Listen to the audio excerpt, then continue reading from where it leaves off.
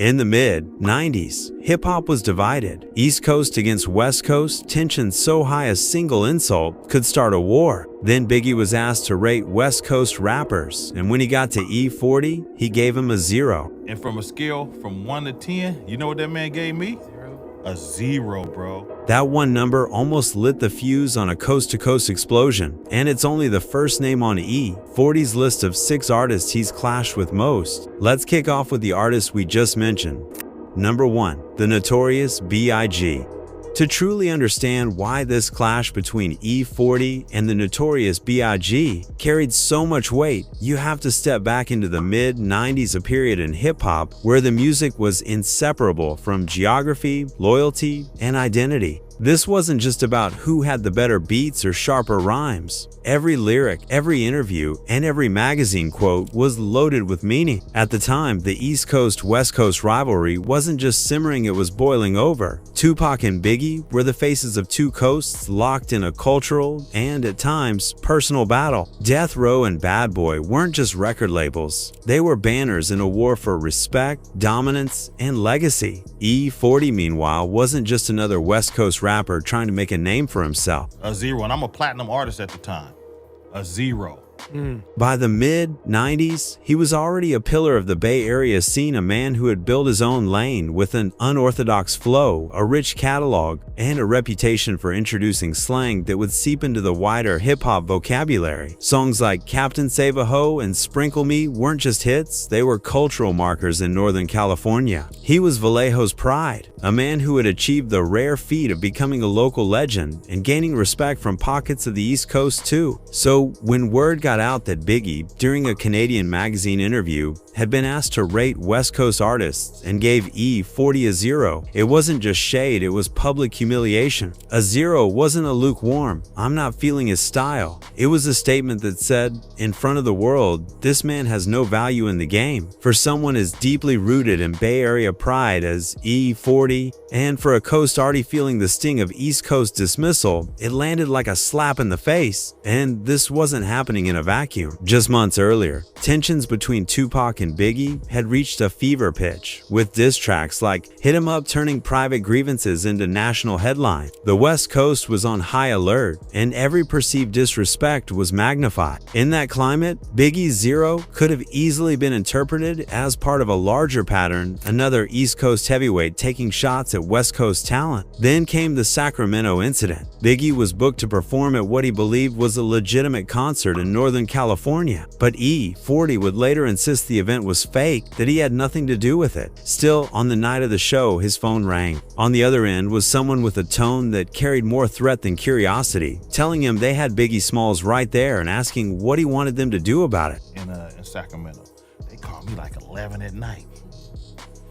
40, what you want me to do with this nigga? I got this nigga Biggie, and what you want us to do with it? In that moment, the situation wasn't just about two artists anymore, it was about the possibility of violence and the ripple effect it could have across the entire hip-hop landscape. E-40 had a choice. He could allow his pride, his anger over that public insult, and the political climate of the time to push things into dangerous territory, or he could defuse it. He chose the latter. He told his people to make sure Biggie got back to his hotel safely, to end the night quietly, instead of letting it become another headline in a year already littered with them. Years later, Biggie would give E-40 a shout out in the liner notes of Life After Death. It was a small gesture, but one that hinted at mutual respect, at least an acknowledgement that in another man's hands, that night in Sacramento could have gone very differently. But make no mistake, the potential for disaster was real. In the climate of the mid-90s, one wrong move could have turned this into an explosive new chapter in the East Coast-West Coast conflict, and that's exactly why Biggie holds the #1 spot on this list. And if that sounds intense, just wait, because the next clash started over a football game, but it almost ended with two Bay Area icons on opposite sides of a war.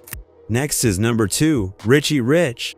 On the surface, these two were allies. They came up in the same golden era of Bay Area hip-hop, built their reputations on authenticity, and even stood shoulder to shoulder with Tupac on the legendary track Dusted and Disgusted in 1995. For decades, they were the kind of pairing fans assumed would never turn on each other, two veterans who'd seen the rise and fall of trends, survived the politics of the industry, and still commanded respect on their home turf. But in hip-hop, history and loyalty don't always protect you from sudden sparks. And this spark, it didn't come from the streets, from the studio, or from a diss track. It came from the unlikeliest of places, a football game. It was Super Bowl Sunday. The San Francisco 49ers had just lost, and emotions were running high across the Bay.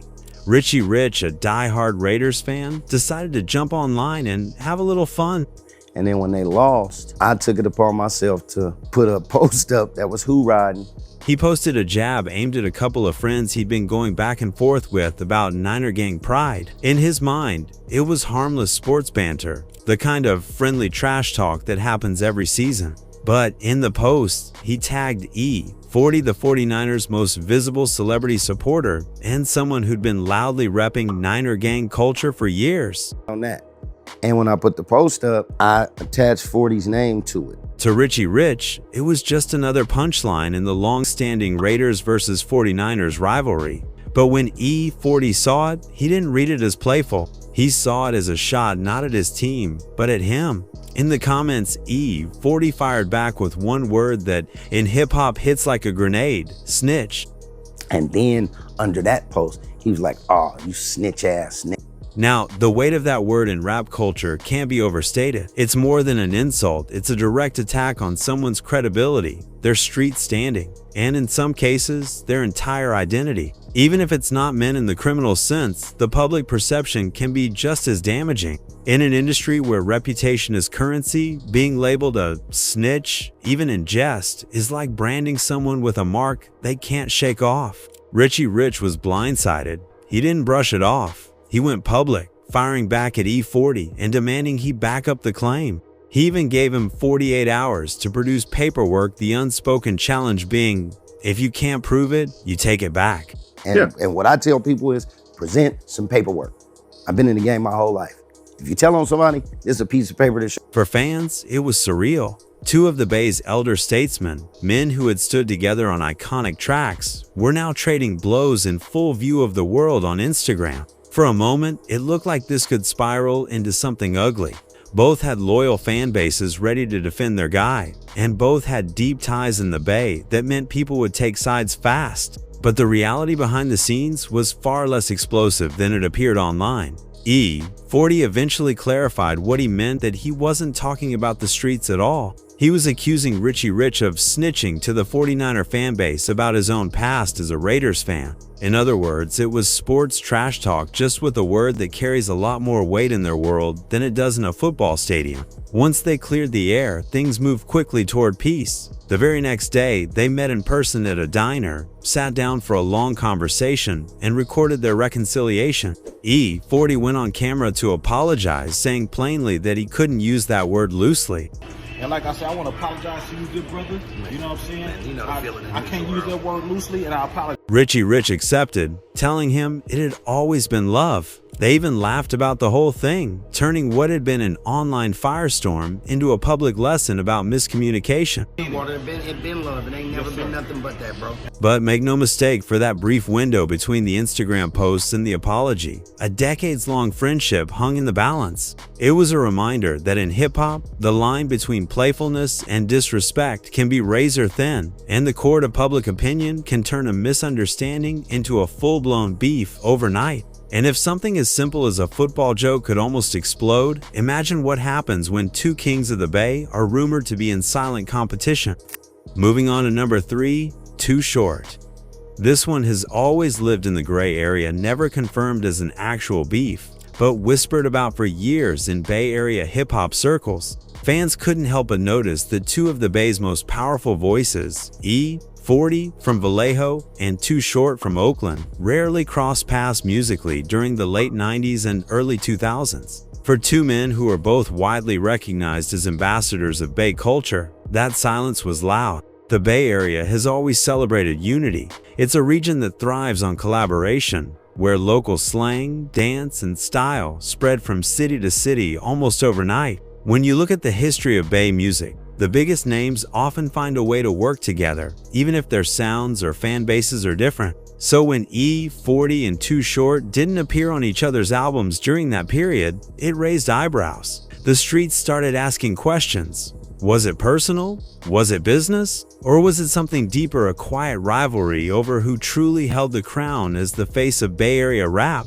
The speculation was fueled by how different their lanes were, even while representing the same coast. Too Short had been Oakland's unapologetic voice since the 1980s, building his career on raunchy storytelling and pimp game bravado. E-40, on the other hand, came with Vallejo's entrepreneurial spirit, pioneering slang, and a rapid-fire delivery that was unlike anything else in hip-hop. Both commanded respect, both had loyal fan bases, and both had built careers without having to lean on the other for cosigns. That kind of independence is admirable, but in hip-hop, it can also be misread. To outsiders, a lack of collaboration between two giants sometimes looks less like independence and more like distance. Rumors began to grow. Some said there were business disagreements. Others claimed they simply moved in different circles. A few even suggested it was about who had the greater influence over Bay culture, Oakland or Vallejo. None of these theories were ever confirmed, but they lingered in the background for years. Whatever tension might have existed, it didn't last forever. By the mid-2000s, the two began appearing on the same records and publicly showing support for each other. Any questions about where they stood were answered once and for all in December 2020 during the Legends of the Bay vs. battle. That night wasn't just two rappers playing their biggest hits, it was a full-scale celebration of Bay history. They went back and forth with classics that had shaped decades. Too Short dropping Freaky Tales and Blow the Whistle. E-40 responding with Tell Me When to Go and Captain Save a Ho. They shared stories, laughed about the old days, and showed the world that whatever had kept them apart before was no longer an issue. The highlight came when they announced the formation of a West Coast supergroup Mount Westmore alongside Snoop Dogg and Ice Cube. It was a moment that symbolized unity, not just between the two of them, but for West Coast hip-hop as a whole. Too Short summed it up perfectly on stage. If you're from the Bay Area, you know this is not a competition. This is a party. Whether the whispers were ever true or just fan speculation, E-40 and Too Short ended up side by side, turning what was once perceived as distance into a lasting show of solidarity. But from here, the list takes a different turn. The remaining names? They're rooted in speculation, and in this part of the Bay's story, the whispers only get louder. Next is number 4, Messy Marv.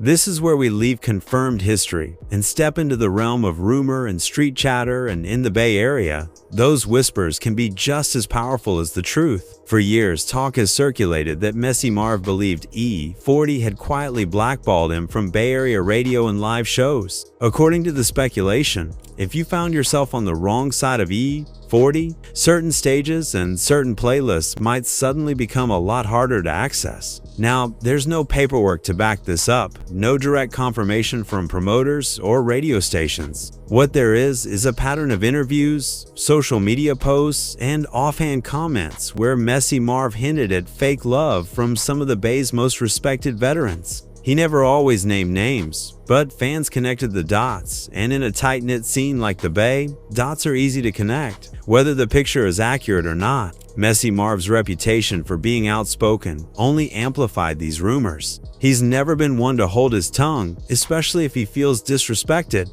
and over time, those comments snowballed into a narrative that some took as fact. Without proof, it's impossible to know how much was real and how much was just the politics of the music game. But here's the thing, in an industry this small, even the idea of a blacklist can cast a long shadow, and once that shadow appears, it's hard to step out of it.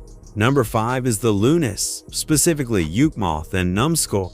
In the Bay Area, slang isn't just casual talk, it's a cultural fingerprint. The words you coin, the phrases you popularize, and the lingo you drop into your verses become part of your identity. And just like beats and rhymes, slang is something artists guard fiercely. That's why it raised eyebrows when Yukmouth allegedly accused E-40 of stealing slang and taking credit for phrases that originated in Oakland. These claims weren't made in passing. Over the years, Yukmouth brought them up in old radio interviews and later doubled down in YouTube rants. He didn't always go into detail, but the insinuation was clear that E-40 had built part of his brand on linguistic currency that wasn't entirely his own. For hip-hop outsiders, this might sound small, but in Bay culture, who said it first is a point of pride, a way of stamping your influence on the scene. E-40, for his part, never addressed these accusations publicly, which only kept the speculation alive. Some took his silence as a refusal to dignify the claim.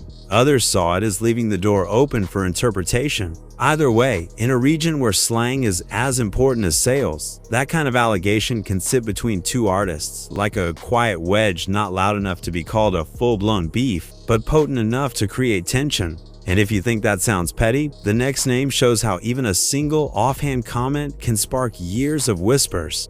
Finally, number 6, Spice One. This one barely fits the definition of a beef, but it's a perfect example of how, in hip-hop, even a passing remark can grow legs and start running on its own. Back in 2014, during an interview, Spice One made an offhand comment that some fans interpreted as questioning E-40's street credibility. It wasn't a full-blown diss, there was no lyrical attack, and certainly no ongoing back and forth between the two. It was just one line in a larger conversation, but in the internet era, that's often all it takes. The clip made its way online, and once fans began dissecting it, the narrative started to form. For some, it was harmless, just a veteran rapper speaking candidly. For others, it was a subtle shot at one of the Bay's most respected figures. In an industry where authenticity is currency, any suggestion, even vague, that someone isn't from the soil like that can stir up debate. E-40 didn't publicly respond, which left the comment hanging in the air.